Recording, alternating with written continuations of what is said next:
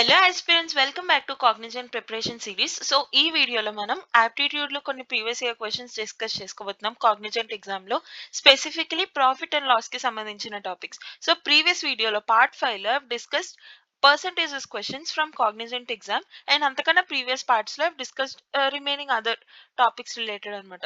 So that playlist link I'll be putting in the description. So if you're preparing for cognizant, you can check that playlist. It will be helpful for you. Fine, let's get into the video. So first thing మీకు ఒక basic idea చెప్తాను. For those who don't know, profit అంటే మనకు వచ్చే లాభం, and అందులో మనకి three main things ఉంటాయి. ఓకే, ఒకటి cost price, two main things ఉంటాయి, cost price and selling price. Cost price అంటే మనం కొనుక్కుంటున్నది మనీ, సెల్లింగ్ ప్రైస్ అంటే for how much we are selling, that is selling price. And మీరు ప్రాఫిట్ వచ్చిందంటే ఏంటి, ఎక్కువ డబ్బులు వచ్చినట్టే కదా. So if selling price is higher than the cost price, then it is called as profit. If cost price is more then it is loss. అంటే మీరు ఎక్కువ కొని తక్కువ అమ్మితే అది లాసే కదా. సో అలా అనమాట.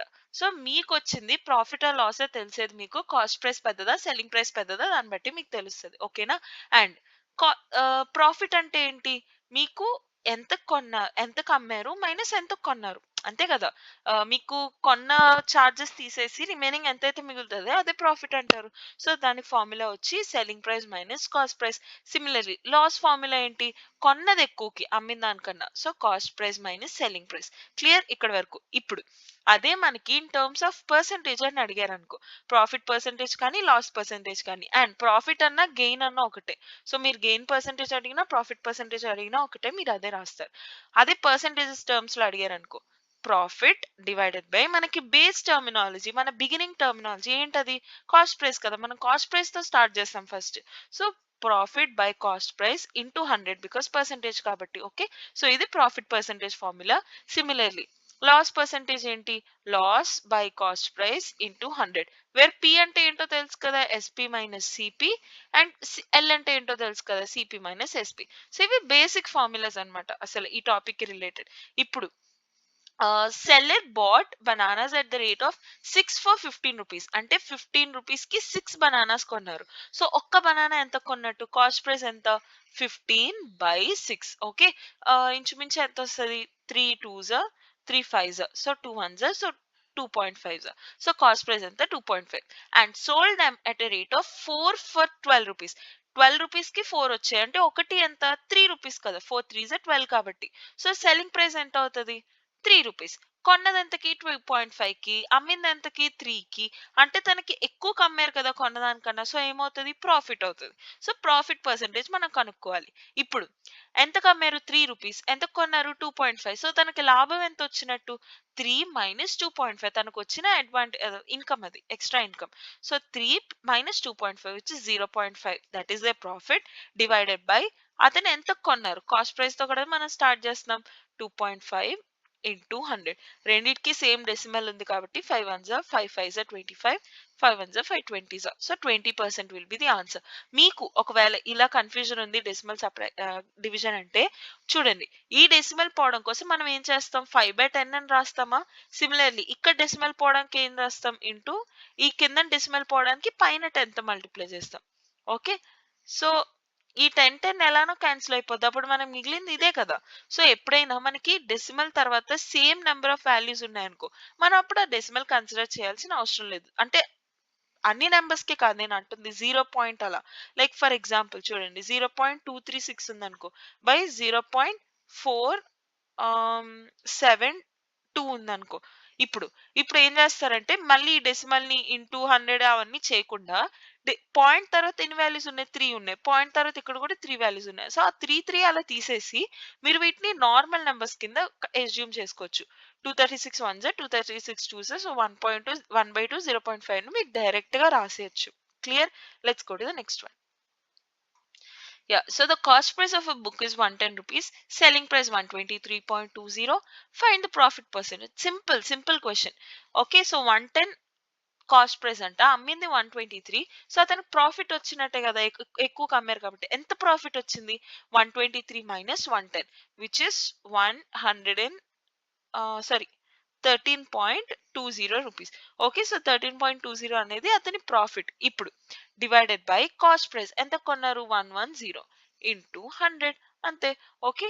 సో, ఇప్పుడు 0, 0 గెట్స్ క్యాన్సిల్డ్ అండ్ ఈ డెసిమల్ పోవడానికి కిందన ఇంకో 0 రాయాలి కదా మనం. అప్పుడు ఆ 0 అండ్ ఈ 0 కూడా పోయింది. సో, ఇప్పుడు ఎంత 132/11. 11 ones are 11 11s are 132. Okay. So, 11% will be the answer. మీకు ఐడియా లేదు అంటే 11 ones are 11, 2 3 2 రిమైనింగ్ కదా ఇక్కడ 22. 11 2s are 22. సరిపోయిందా? So, sorry 12. చూసారా? చెక్ చేసుకోవడం మంచిదైంది. I was confused a little bit. So, 12% will be the answer. I'm sorry for this. I was little confused. Okay, let's go to the next one. A seller claims to sell at a cost price but gives 750 grams for each kg. Find his gain percentage. అంటే ఈ model ఎక్కువగా repeat అవుతున్నట్టు కనిపించింది. అంటే only Cognizant అనే కాదు, remaining companies exams లో కూడా ఒక్కసారి కనిపించింది. బట్ ఇది మీకు ఐడియా లేకపోతే ఈ మోడల్ ఒకసారి చూడండి ఖచ్చితంగా. ఏంటంటే ఇప్పుడు ఫర్ ఎగ్జాంపుల్ 1 కేజీ అతనికి 1000 రూపీస్ కి దొరికింది అనుకో, సెల్లింగ్ ప్రైస్ కూడా అంతే. లైక్ 1000 కే కొన్నారు, 1000 కే అమ్మేస్తున్నాను అని చెప్తారు, అంతకే అమ్మేస్తారు. కానీ వాళ్ళు డబ్బులు పెంచకుండా దాని బదులు వెయిట్ తగ్గించేస్తారు అనమాట. లైక్ మీకు ఒకటి out of the context thing ఒకటి చెప్తాను చూడండి. ఇప్పుడు 5 స్టార్ మన చైల్డ్హుడ్ లో సేమ్ 5 రూపీస్ కి ఉండేది, ఇప్పుడు కూడా 5 రూపీస్ కి ఉంది. సో వాళ్ళు ఏం చేశారు, వాళ్ళకి ప్రాఫిట్స్ రావాలి, బికాస్ మెటీరియల్ ఛార్జ్ అదంతా పెరుగుతుంది కదా. సో వాళ్ళకి ప్రాఫిట్స్ రావడం కోసం వాళ్ళు ఏం చేశారు, కాస్ట్ పెంచకుండా కాస్ట్ అంతే ఉంచి సైజ్ తగ్గించేశారు. సో వాళ్ళు క్వాంటిటీ తగ్గించేసుకున్నారు. సో మనకి 5 రూపీస్ కి ఇచ్చేది ఏదైతే ఉందో అది ఇప్పుడు 10 రూపీస్ కి అమ్ముతున్నారు. కానీ 5 రూపీస్ దాన్ని 10 రూపీస్ కి చేంజ్ చేయలేదు. 5 రూపీస్ దాన్ని అలా క్వాంటిటీ తగ్గించారు, అలా 10 రూపీస్ కూడా అలా క్వాంటిటీ తగ్గించుకుంటూ వచ్చారు. సో ఆ 10 రూపీస్ ఏదైతే ఉందో అది ఇప్పుడు 5 రూపీస్ ఏదైతే ఉందో అది ఇప్పుడు 10 రూపీస్ కి అమ్మబడుతుంది. క్లియర్? సో అలాగే సేమ్ అదే పని ఈ మోడల్లో జరుగుతుంది. ఏమనంటే సేమ్ కాస్ట్ ప్రైస్ కి సెల్లింగ్ ప్రైస్ కి సేమ్ అదే అని చెప్తారు, కానీ వెయిట్ తగ్గించేస్తారు వాళ్ళు. సో దట్ సేమ్ ప్రైస్ కి ఇచ్చినా సరే వాళ్ళు లాభంలో ఉండేలాగా. ఓకే, అది మోడల్ అన్నమాట. ఇప్పుడు సాల్వ్ ఎలా చేయాలి? సి, మనకి ఇక్కడ డైరెక్ట్ వాల్యూస్ ఇవ్వలేదు. సో మీరు ఏమనుకుంటారంటే 1 గ్రామ్ కి కాస్ట్ ప్రైస్ 1 రూపీ అని అనుకుందాం. Okay, 1 gram cost price 1 rupee. Okay, ఇప్పుడు ఈ 750 విషయానికి వద్దాం. ఇప్పుడు 1 గ్రామ్ కి 1 రూపీ కాస్ట్ ప్రైస్ అని మనం ఎజ్యూమ్ చేసుకున్నాం కాబట్టి 1 కేజీకి కాస్ట్ ప్రైస్ ఎంత అవుతుంది, 1000 రూపీస్ అవుతుంది. అండ్ వాళ్ళు ఏమన్నారు, సెల్లింగ్ ప్రైస్ కూడా అదే అని చెప్పారు. సో సెల్లింగ్ ప్రైస్ ఎంత, 1000 rupees. Okay, so 1000 rupees selling price అంట. ఇప్పుడు వాళ్ళు ఎన్ని ఎన్ని గ్రామ్స్ ఇస్తున్నారు, 750 గ్రామ్స్ మాత్రమే వాళ్ళకి ఇస్తున్నారు. ఇప్పుడు ఓన్లీ 750 గ్రామ్స్ గురించి మాట్లాడుకుంటే ఈ 750 గ్రామ్స్ మ్యానుఫ్యాక్చర్ చేయడానికి ఎంత రూపీస్ పడుతుంది అతనికి?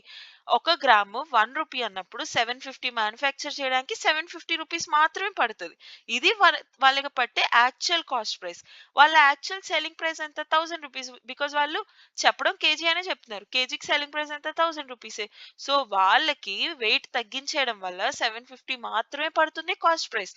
వాళ్ళు కేజీ అని చెప్పి అమ్ముతున్నారు కాబట్టి సెల్లింగ్ ప్రైస్ అవుతుంది 1000 రూపీస్. సో ప్రాఫిట్ ఎంత ఉన్నట్టు, 1000 minus 750, 250 will be the profit. Clear? Divided by వాళ్ళ కాస్ట్ ప్రైస్ ఎంత, 750 into 100. Clear? See, 25 ones are 25 threes are 3 ones are 333.33. Okay, so 33.33% will be the gain percentage. Clear? మీకు అర్థం కాకపోయినా సరే you can ask me, I will definitely be explaining you once again. Fine, let's go to the next one. A man buys a bicycle for 1400 and sells it at a loss of 15%. Find the selling price. ఇప్పుడు మీకు ఒక చిన్న విషయం చెప్తా చూడండి. మనకి నేను profit loss వాటి ఫార్ములాస్ చెప్పాను కదా. ఇప్పుడు కాస్ట్ ప్రైస్ ఎంత, 1400 అండ్ లాస్ 15% అంట. సో లాస్ పర్సంటేజ్ ఎలా ఫైండ్ అవుట్ చేస్తాం, SP minus CP divided by CP into 100. ఇదేంటిది, profit percentage, because profit by cost price into 100. Similarly CP minus SP divided by CP into 100. ఇదేంటి, loss percentage. Okay, ఇప్పుడు 15% loss. So 15 is equal to CP ఎంత, 1400 minus selling price ఎంత మనకు తెలియదు, అదే find out చేయాలి, SP by CP 1400. ఇప్పుడు ఇదంతా లాంగ్ ప్రాసెస్ చేయాల్సి వస్తుంది మీరు. సో ఇలా కాకుండా క్విక్ గా మీరు ఇలా వెంటనే సాల్వ్ చేయడానికి మీకు ఒక ట్రిక్ చెప్తాను చూడండి. ఎప్పుడైనా మనకి profit of something loss of something అని ఇచ్చినప్పుడు మనం ఎలా రాస్తామంటే సేమ్ మీకు పర్సంటేజెస్ లో కూడా ఆల్రెడీ మెన్షన్. ఇప్పుడు 100% ఉందనుకో, ఈ 100% అతనికి ఎంతైతే పడిందో సేమ్ అదే అని అనుకో, అప్పుడు 100% of cost price is equal to selling price అవుతుంది. If cost price equal to selling price అన్నప్పుడు ఇప్పుడు వాళ్ళు 10% ఎక్కువ అని అన్నారు అనుకో, దాన్ని మనం ఎలా రాస్తాం?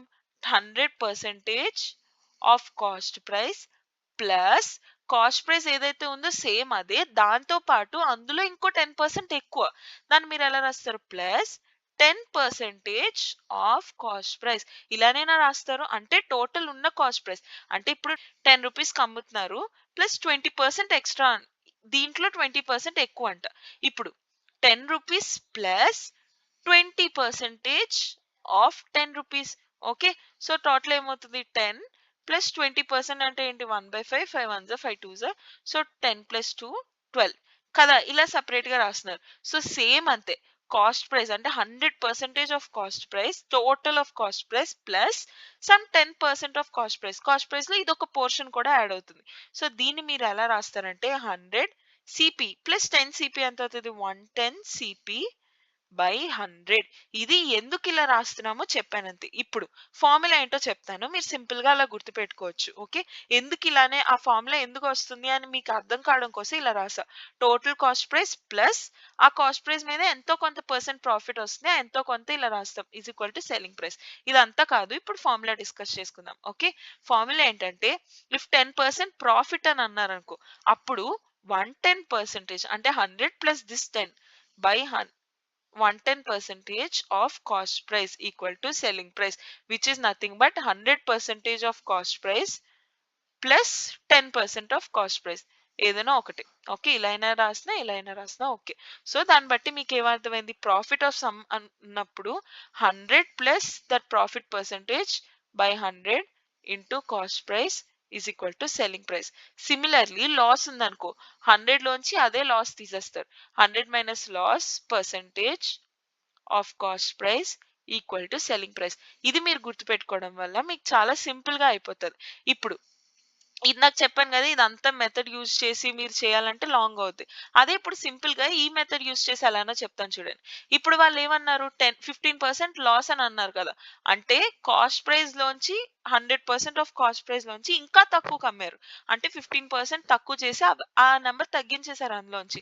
సో 100 మైనస్ 15 అంత. If you are not understanding please ask me, I try to explain in maybe another approach or however, but if అర్థం కాకపోతే please ask me, I explain. Okay fine. So 15% loss, దాన్ని మనం ఎలా రాస్తాం? 85%, because 100 minus 15 is 85. So 85% of the cost price equal to selling price. Clear? అర్థమైందా? ఇప్పుడు 85% of cost price ఎంత? 1400. అది మనం ఫైండ్ అవుట్ చేయాలంటే 0000 gets cancel.